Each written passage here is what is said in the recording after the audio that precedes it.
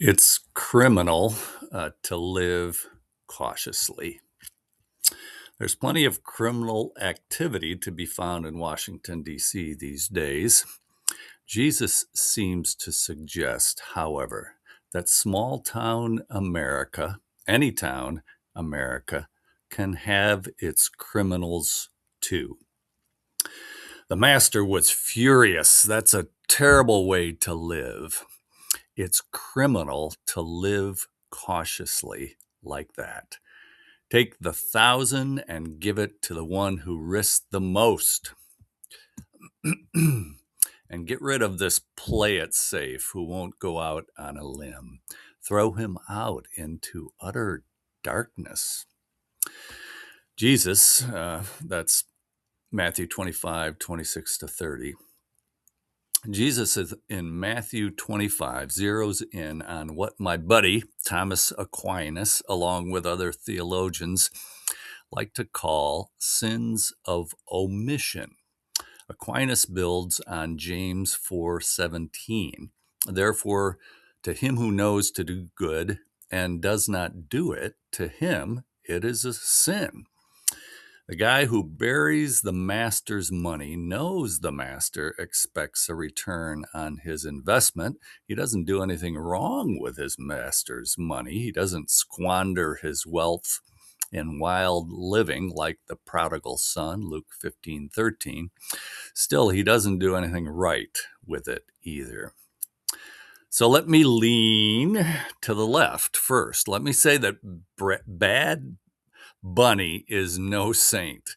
His life is littered with licentiousness. He's a poster child for sins of commission.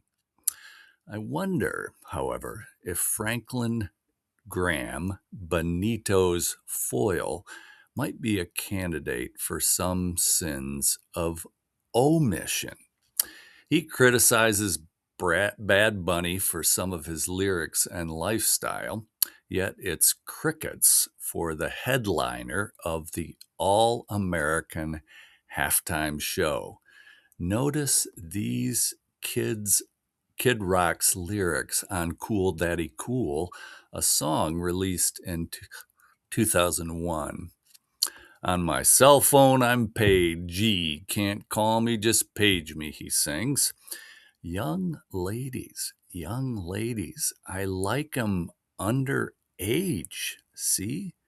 Some say that's statutory, but I say it's mandatory.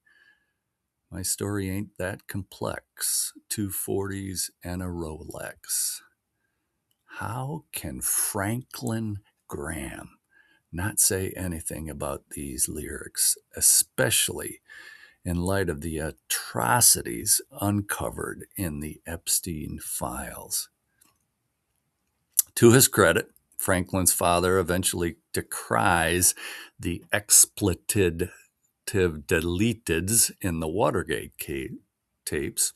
Franklin, how about at least acknowledging the redactions in the Epstein files? Franklin has his own sins of omission. So do I. I'm not sure how many talents the master has given me. I do know, however, that I could do more with them. Maybe you could too. Maybe you don't think you have as much to give as the next guy. Maybe you don't. Still, the master has given you time and talents. Don't bury them. Saturday at the protest pictured above, I am speaking with a local, I'm guessing 50-something physician.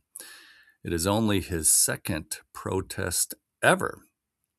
He remembers studying about people like Gandhi way back in his college days. He embraces, in theory anyway, the concept of nonviolence. However, after the shooting of Alex Preddy, he tells me that he has to do something. There we are, standing on the northeast corner of 12th and River, a pastor and a doctor. Some would call us criminals for protesting. I'm wondering if Jesus would call us criminals for not. While we are standing at the corner, an old, let's just say older friend of mine comes over carrying a flag and stands with us. He's bundled up and hardly recognizable. I introduced my old neighbor friend to my new doctor friend. Turns out my old friend is a patient of my new friend. They didn't recognize each other right away. The moral of the story, sometimes when we choose to step out into the cold and live courageously rather than cautiously, we find the warmth of a new BC beloved community. May it BBC for you and for